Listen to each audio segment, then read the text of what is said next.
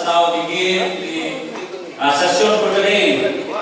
So by the way, brothers, sisters, participants in Christ, welcome to BCLT number 25, talk number 3. Ako nang i-introduce ang atong session speaker for today. Our session speaker for today is Bro Rene Ortiz.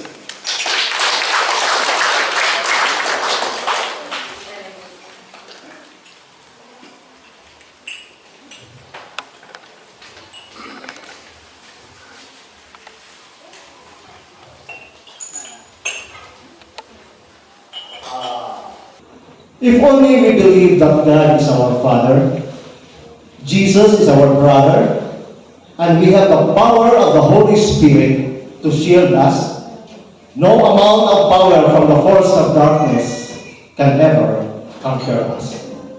Good afternoon, brothers and sisters. I am Rene Ortiz. My wife Nona is not around. So, kasi sa Manila. Karong gabi pa tumabot. And we have 5 grown-up children and 3 grandchildren. I am a mechanical engineer by profession and a retired assistant vice president of a manufacturing plant here in Iligan City. I have been in the BCDP for 23 years and have been a past chapter head as mentioned and the present regional service coordinator for formation for Northeastern Mindanao. That includes Iligan, Cagayan, Butuan, and Bukidnon. Currently, I'm in a business. Okay. Kabalo mo sa kong business? O, paminawan ng definition sa kong business, ha? Sustaining life and guiding humanity towards a righteous path. Ano sa ganit? Sustaining life and guiding humanity towards righteous path. Righteous path. In other words, brothers and sisters, I'm in God's business. Okay. I'm serving sa mga branches sa Ginoo sa Corpus Christi Parish and sa BCPP. So, nakin mga branch. So, gusto ko mga apply o kira. No? Sa amo ang branch, sa BCPP o sa Corpus Christi, mga light ko. Gusto mo apply dito, welcome mo. Okay. This afternoon, I will talk on the power of the Holy Spirit. I am sharing this with you with the hope that you will know that there is a new life available for us. A new life available for us. Through the power of the Holy Spirit. Experience the power of the Holy Spirit. This will deepen your faith and you will desire for more workings of the Holy Spirit in your life.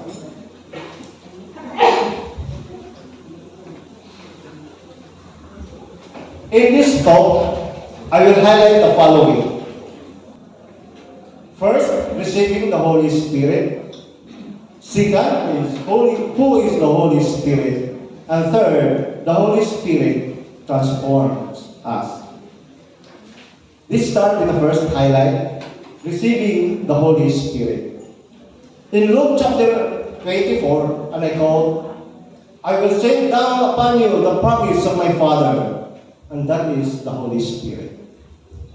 This verse, brothers and sisters, from Luke was prophesied long ago, on the 9th BC, by the prophet Joel.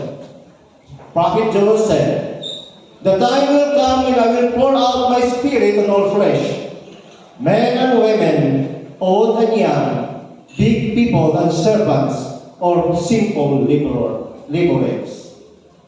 Take note, brothers and sisters, my spirit on all flesh. That includes you and me. We can receive the Holy Spirit.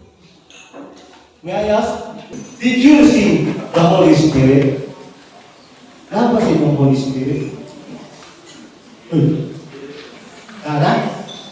Pasyon ba? Saya ano? O kapal ka?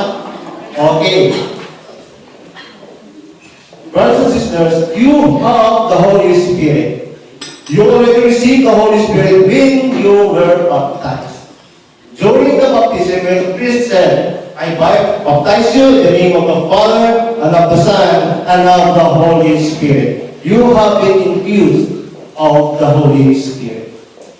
Together during baptism, we receive the 7 gifts of the Holy Spirit. And what are these gifts? Wisdom.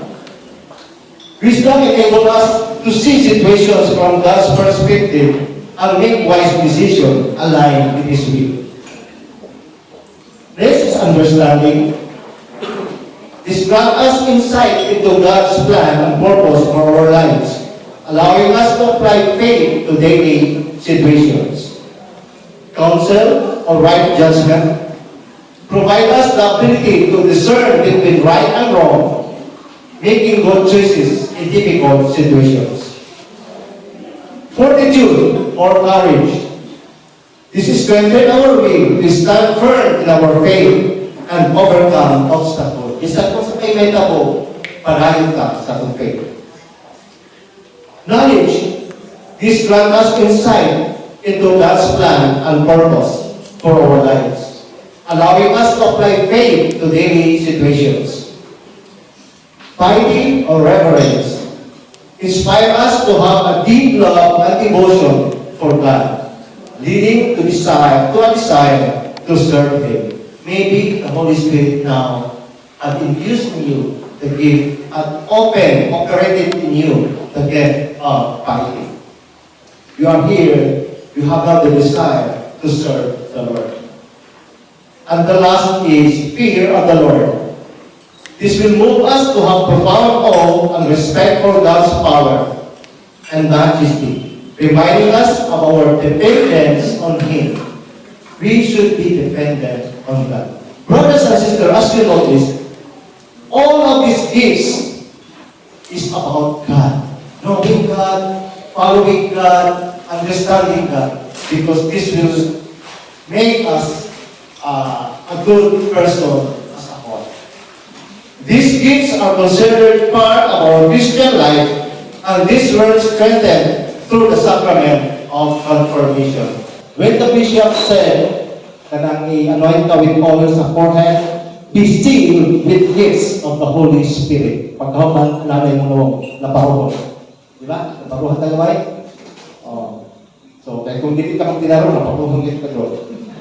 You know, brothers and sisters, these gifts work together to guide our thoughts and our action for our spiritual development as witnesses of the gospel. Spiritual development. So this will make us holy if we have the gift of the Holy Spirit. This is the reason why some saints are holy. Cultivating these gifts involves, how do we cultivate these gifts? Prayer, reflection, and active seeking to live in accordance with God's will. But what happened? What happened, brothers and sisters? These gifts were not able to operate, not frozen. Because of our free will.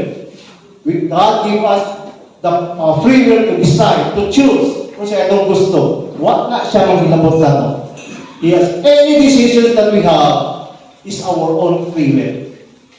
We were not dictated by God. Then, you choose that, God will allow you to happen on that item. It's the free will. Combined with our weak spiritual foundation in our family, influence in the school, and neighborhood, we make bad choices in life. We easily give in to the following. First, the standard of the world. We easily give in to the standard of the world.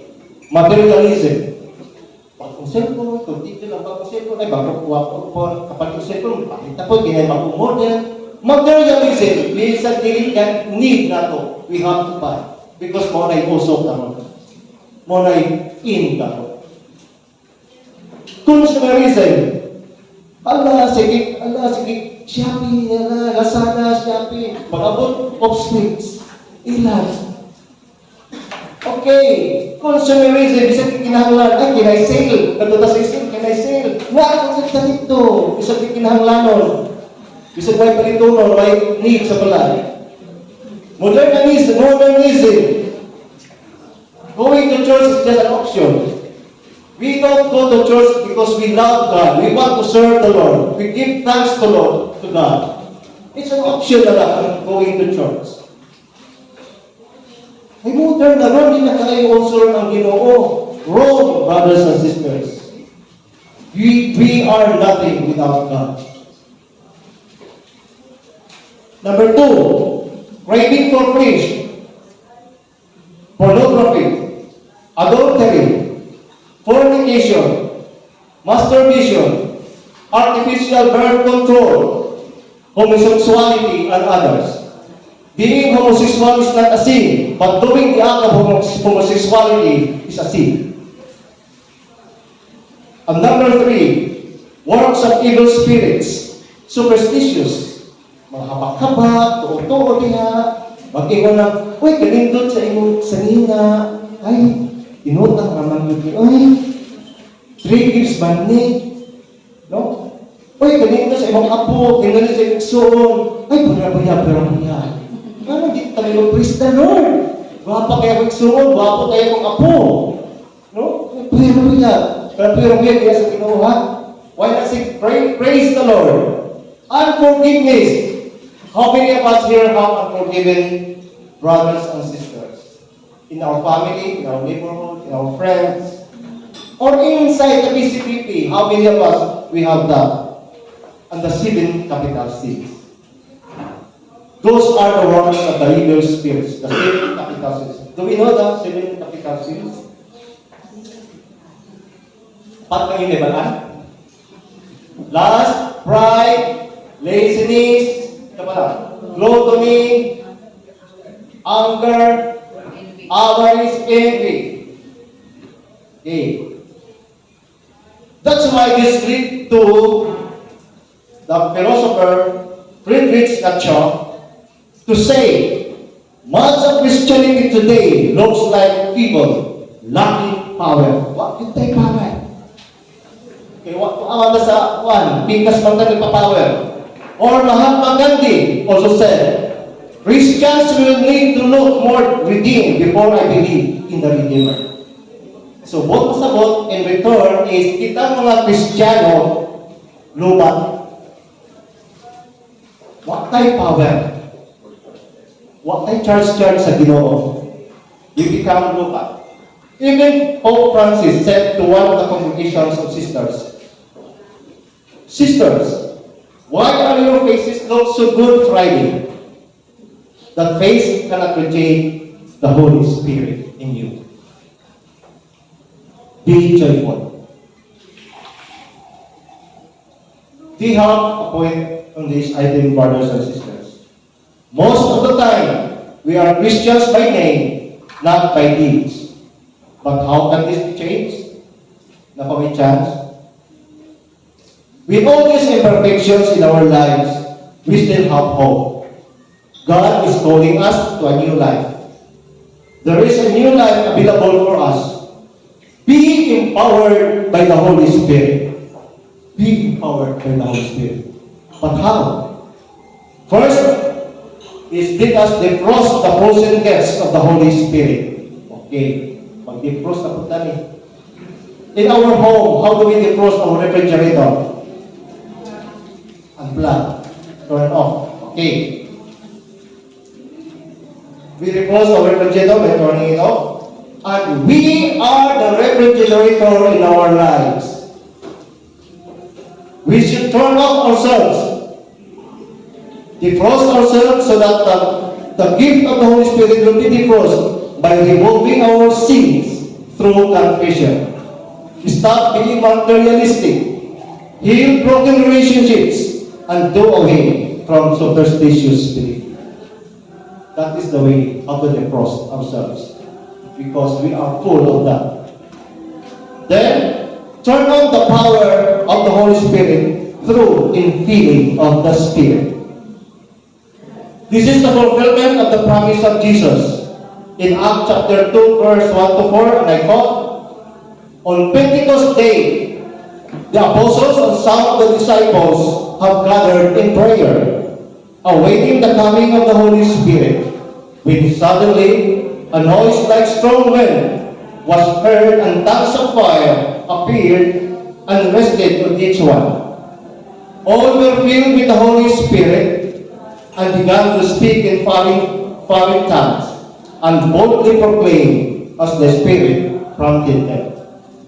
All these, dear brothers and sisters, more than 3,000 people touched by the Holy Spirit and had joined Christianity. In this CLP, it's the same Spirit that will rekindle His power to each and every one of us here. Be possessed by the Holy Spirit. Always say yes to the Holy Spirit. Have an intimate relationship with the Holy Spirit and live a new life of the Holy Spirit. Live the life in the Holy Spirit. We have been talking about the Holy Spirit, but let us go deeper. This will lead us to the second highlight. Who is the Holy Spirit? The Christian confession of faith that appears in the Nicene Creed and affirmed by all true Christians answered these questions: who is the Holy Spirit? In our Nicene Creed, it is stated there, I believe in the Holy Spirit, the Lord, the giver of life, who proceeds from the Father and the Son, who with the Father and the Son is adored and glorified, who has spoken through the prophets. Based on that Nicene Creed, based on our creed of faith, the Holy Spirit is God, co-eternal, co-equal to the Father and the Son. Pariharagin na sila. The Holy Spirit, as the creative power in life, He animates all, binds all together, and guides all towards everlasting salvation. He animates everything. He coordinates everything. The Holy Spirit is active in Jesus Christ. So let me introduce to you the symbol of the Holy Spirit. So this is from our Catechism of the Catholic Church. He is water, symbol of life. He is oil, symbol of consecration and anointing. He is fire, symbol of transforming energy. He is cloud and light, symbol of leading and saving God. And He is the hand of God, symbol of the power of God. He is the symbol of the reconciliation of the new covenant. Like Jesus, the Holy Spirit, the other person of the Holy Trinity, is very much willing to dwell in us, to transform us, and to give us new life. Brothers and sisters, desire to receive the Holy Spirit. Desire to receive. This will really transform us. You will grow in our spirituality. Desire, ask for it from the Father. So at this moment, brothers and sisters, are you open that the Holy Spirit will work on you? Are you open? Yes. Okay, so yes. Then we will proceed to the third highlight. The Spirit, the Holy Spirit, will transform you, each and every one of you. His word and love are directed to the church and to everyone.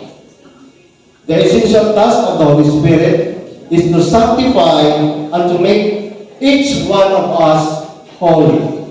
Moral like roles the Holy Spirit, because God the Father is for the creation, God the Son is for salvation, and God the Holy Spirit now is for sanctification. Sanctification for us, for our souls. In 1 Corinthians chapter 3, verse 16, and I quote, Paul asked, do you not know that you are God's temple and that God's Spirit dwells in you? We are the temple of the Holy Spirit. The Holy Spirit is in us, starting from our baptism. but the gifts were just frozen. In Ezekiel chapter 36, and I quote, I will give you a new heart and put a new spirit in you. I will remove from you your heart of stone and give you a heart of flesh. This is also confirmed in Psalm 51. Create in me a clean heart, put a new and right spirit in me. So natin kanta ni, di ba? It's a very, very good song. Create in me a clean heart. The Holy Spirit works within us to make us gradually more and more like Him. He also brings us the presence of God so we can pray, hear His voice, and experience His intervention in our daily lives. That's the work of the Holy Spirit. He will make us more and more like Him. And He will draw us to pray to God, hear His voice, and experience the intervention in our daily lives. A good example of changes that come over when they receive the Holy Spirit are the apostles. Maugin na si basic example of people who encountered the Holy Spirit, the apostles. There was an abrupt change in their lives when they received the Holy Spirit. A 180-degree turnaround in their life. The gifts of the Holy Spirit are alive and made them experience the love and presence of Christ. We too, brothers and sisters, we can experience the love and presence of Christ. Just allow the Holy Spirit, the gifts of the Holy Spirit, to work on you. When Jesus was arrested, Peter, before the Pentecost, Peter denied Him 3 times. All the others, with the exception of John, they all ran away and hid themselves. When Jesus was crucified, only John was present. The others were nowhere to be found. They had seen Jesus killed and were afraid that same fate would be theirs. They were a depressed group full of anxieties, fears, and doubts. But John's attitude is different. He began to relate to Jesus in a very personal way. Whatever it takes, I will not leave Jesus. Same is true with us. Whatever it takes, I will complete the PCLP. Kaya?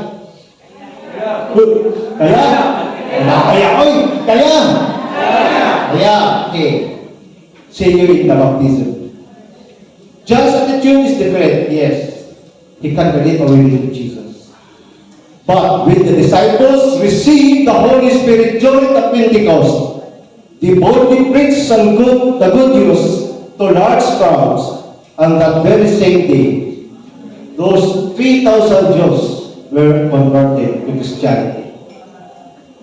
When the disciples were transformed, they were no longer the same person.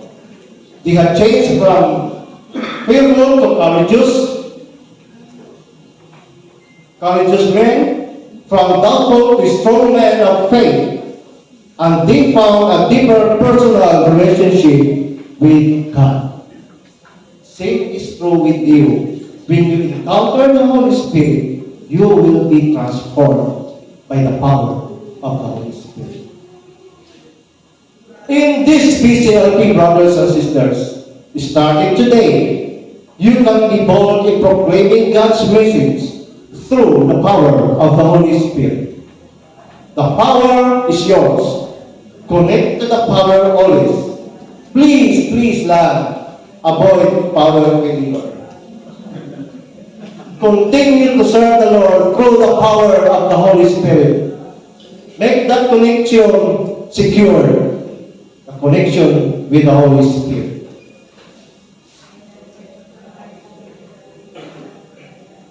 I would like to share with you my experience with the Holy Spirit. As young engineers, me and my wife, industrial engineer po akong wife, we were driven by ambition. We had so many plans for our lives. That is why we busied ourselves striving to achieve them. Enjoying the comfortable life with our earnings, serving God then was never part of our priority list. Although we attended masses regularly, it was just for compliance or out of family tradition. And so we continued our worldly way of life, just like what some young professionals were doing at that time, 1980s. Kasi natawa na sa 1980s. Kasi wala pa yung no? When our second child was almost 2 years old, he had a fall, nahulog siya, and was in coma for 5 days. When he woke up, his right part of the body was paralyzed.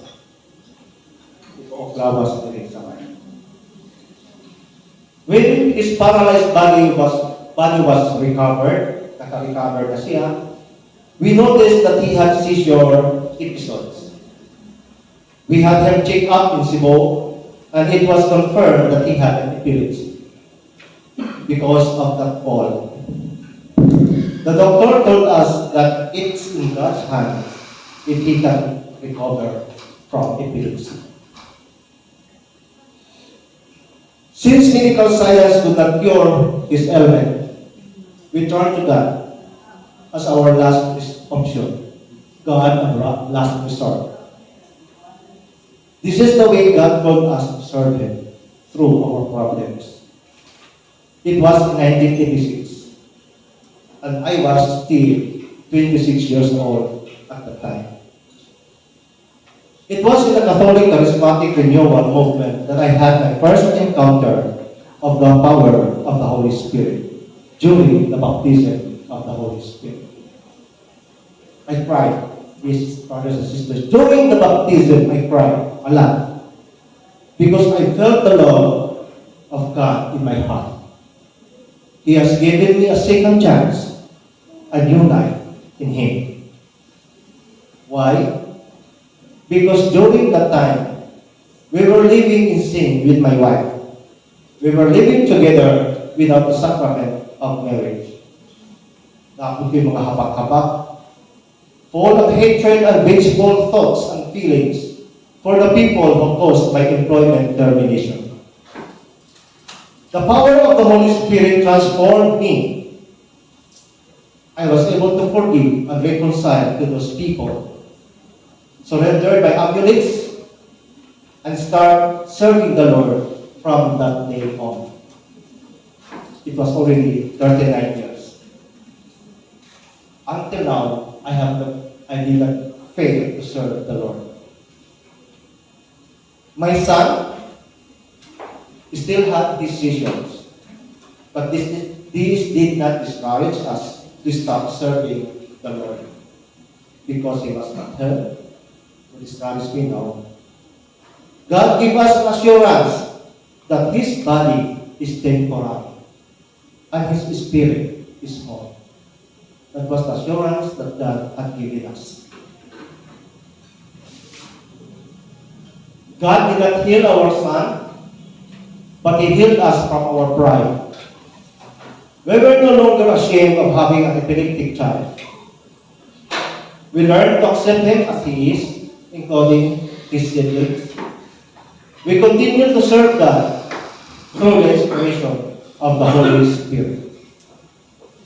We are still work in progress, brothers and sisters, and we still fall many times. But we know that the Lord will always be at our side, no matter what. We will continue to seek His presence so that at the end of our lives, we can claim these words in Timothy. We have fought the good fight. We have finished the race. We have kept the faith. Brothers and sisters, may you also experience the power of the Holy Spirit in your life.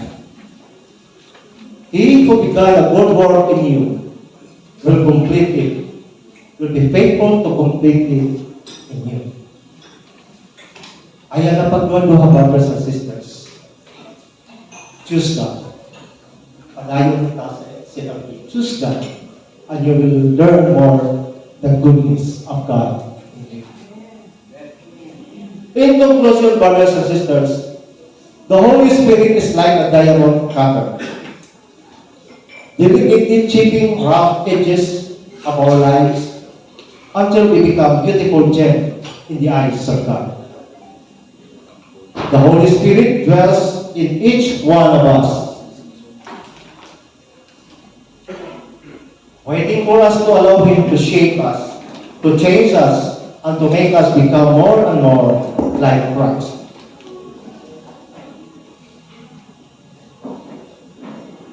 We should behave by the fruit of the Spirit. So, we know the fruit of the Spirit. The fruit of the Spirit is love, joy, peace, long-suffering or patience, gentleness, kindness, goodness, faithfulness, meekness, or humility, and temperance or self-control. Let our response be, brothers and sisters, like the apostles, who through the faith and obedience receive the power of the Spirit. You can also receive that same Spirit. The Holy Spirit does not force anyone, but He offers His power to those who desire and pray for Him. You can respond by allowing the Holy Spirit to lead you to this power. It's up to you to respond to the Holy Spirit. Please all stand, brothers and sisters. Let us pray the prayer of the Holy Spirit.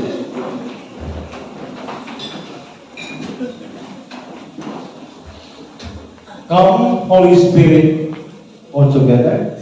Come, Holy Spirit, fill the hearts of your faithful and enkindle in them the fire of your love. Send forth your Spirit, and they shall be created, and you will renew the face of the earth. Lord, by the light of the Holy Spirit, you have filled the hearts of your faithful. In the same Spirit, help us to relish what is right and always rejoice in your consolation. We ask this through Christ our Lord. Amen. Good afternoon, everyone, and thank you, and God bless us all. Let us sing, we shall become the power of the Holy Spirit.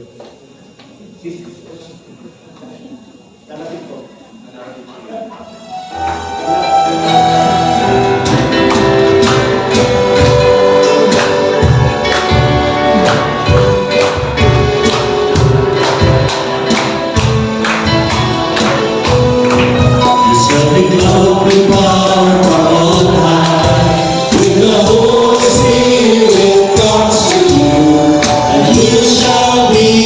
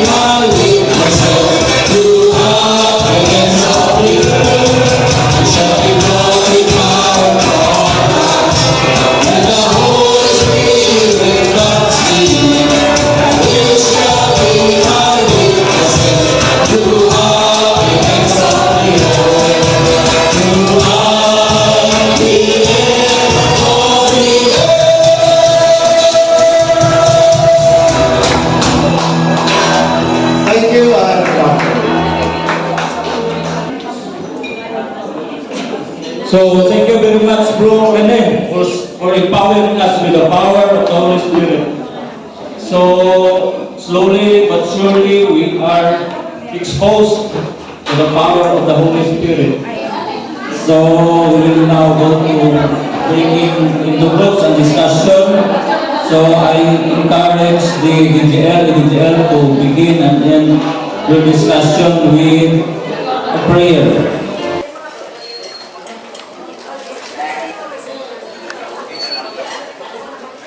By the way, here for guidance of our DGL, this is the discussion starter. Have you experienced the work of the Holy Spirit thus far? So again, have you experienced the work of the Holy Spirit thus far?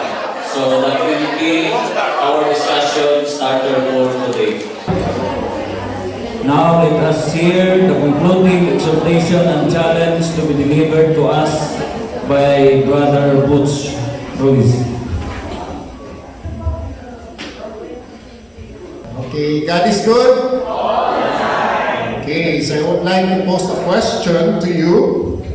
How will you know if the Holy Spirit is within you? So how will you know?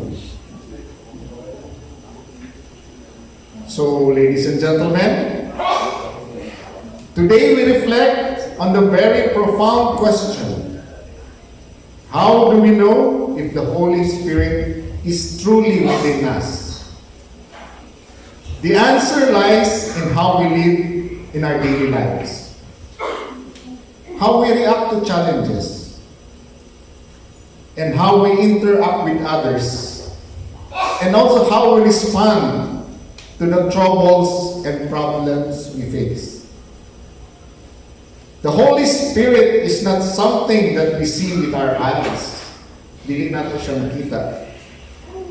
But the evidence of His presence is clear in the way we live. The Apostle Paul, in his letter to the Galatians, gives us a beautiful description of what it means to be filled with the Holy Spirit. He speaks of the fruits of the Holy Spirit, qualities that reflect Christ's love in our hearts. Diba sa talk ni Brother Rene, he talked about the fruits, diba? So, moni siya. But the fruit of the Spirit is love, joy, peace, patience, kindness, goodness, faithfulness, humility, and self-control. That is in Galatians 5, verse 22 to 23. So when you are filled with the Holy Spirit, these are the qualities that will begin to manifest in your life. It's not about perfection, because as what they say, nobody is perfect. None of us is perfect. But it's about the transformation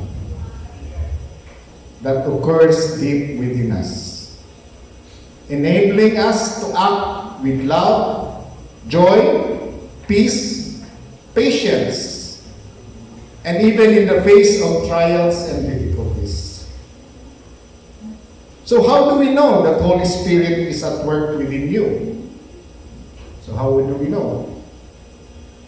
First, despite all the troubles and challenges that may come your way, you are able to behave with love. Diba? Masikon sa challenges na we encounter every day, love is still there. A love that extends not just to those who love you, dili lang sa atong gamahal sa inyo, but even to those who may be difficult to love. Second, you experience joy. Joy, dili ni nga lang sa babae, joy. Not because of your circumstances, but because of the inner peace and commitment that comes from knowing that God loves you and that you are secure in His grace. Third, you find peace.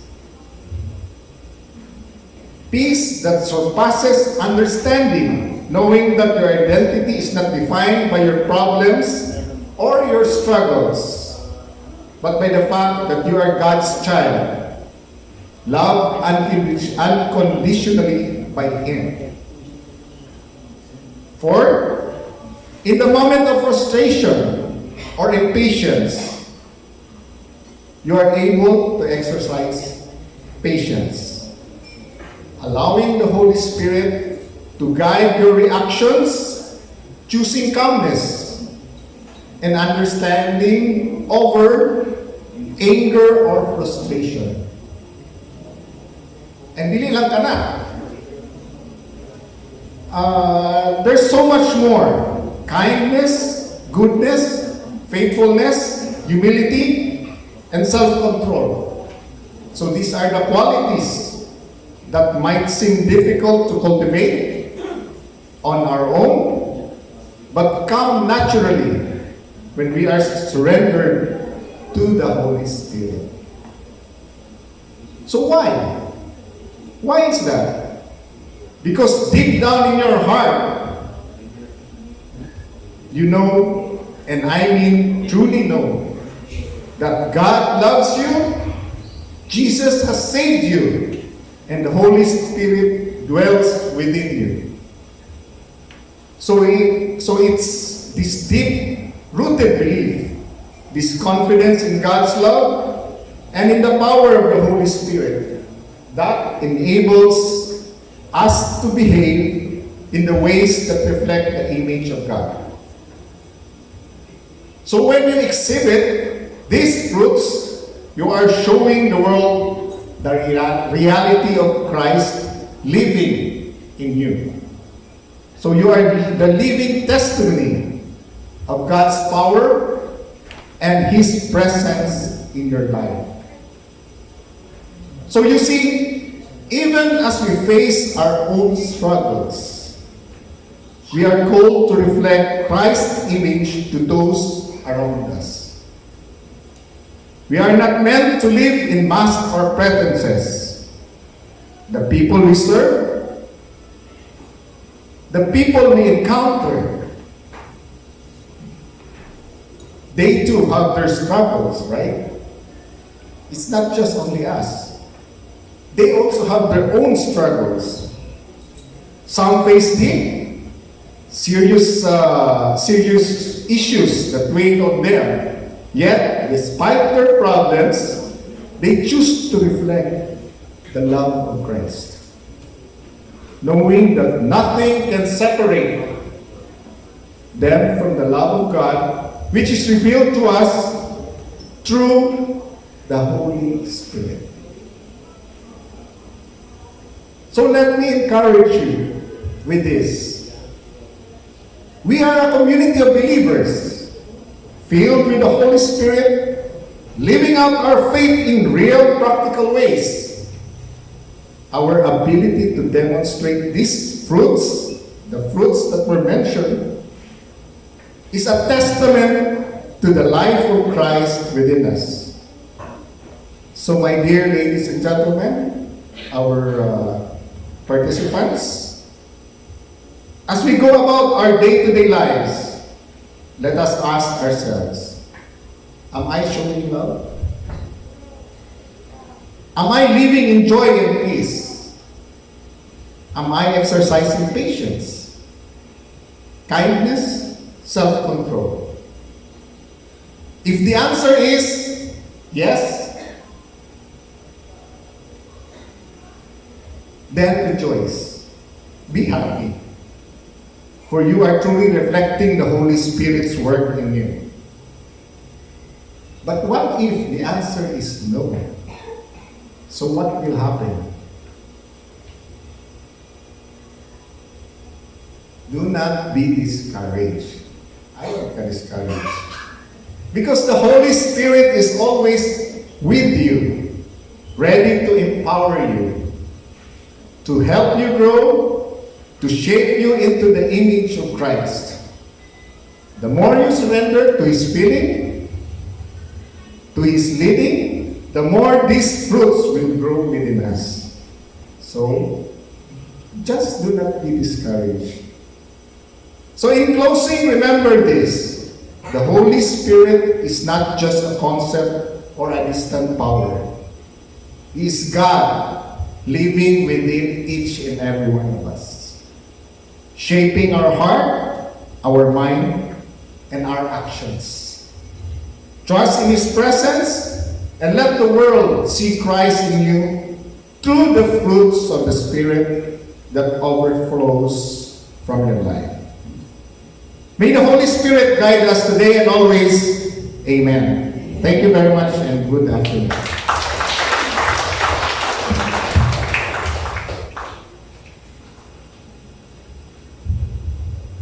So indeed, the Holy Spirit is always living within us.